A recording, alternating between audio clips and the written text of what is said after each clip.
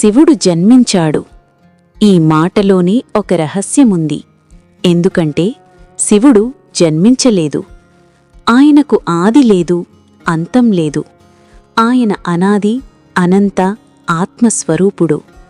సృష్టికి ముందున్న శూన్యం. ఒకప్పుడు కాలం లేదు, దిక్కులు లేవు, నక్షత్రాలు లేవు. అక్కడ కేవలం ఒక శూన్యం మాత్రమే ఉంది. ఆ శూన్యం కూడా నిశ్శబ్దంగా కాదు, అది ఒక ప్రశాంతమైన చైతన్యం. ఆ చైతన్యమే శివతత్వం. ఆయన శరీరంగా కాదు, ఒక శక్తిగా ఉన్నాడు, ఒక ప్రకాశంగా ఉన్నాడు, ఒక ఆలోచనగా కూడా కాదు, ఆలోచనలకు మూలంగా ఉన్నాడు. లింగోద్భవ రహస్యం. ఒకసారి సృష్టి ప్రారంభమైన తరువాత బ్రహ్మ మరియు విష్ణు ఎవరు గొప్పవారు అని వాదించారు. అప్పుడు ఆకాశం చీలింది. మధ్యలో ఒక అనంతమైన అగ్నిస్తంభం ప్రత్యక్షమైంది. ఆ స్తంభానికి ఆది కనిపించలేదు, అంతం కనిపించలేదు. విష్ణువు వరాహ రూపంలో అంతం కోసం లోతుకు వెళ్ళాడు.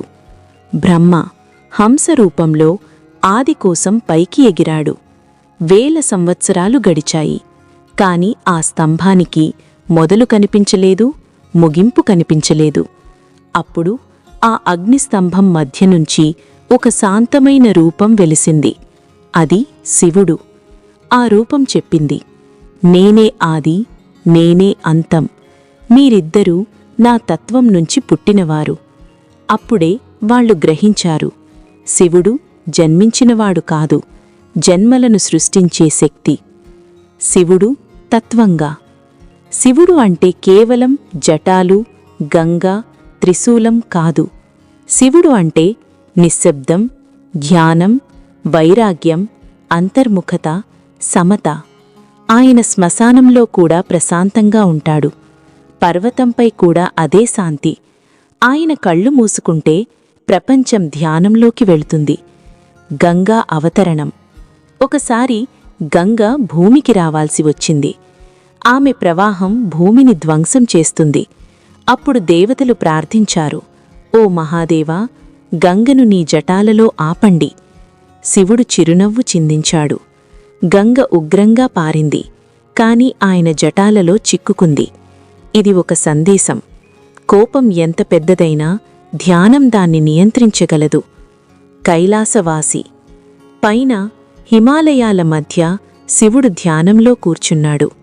పక్కన సార్వతి, అతని శక్తి. ఇద్దరూ కలిసి అర్ధనారీశ్వర తత్వం.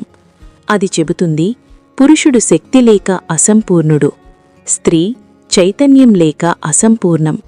శివుడు మరియు పార్వతి ఒకే శక్తి యొక్క 2 వైపులు.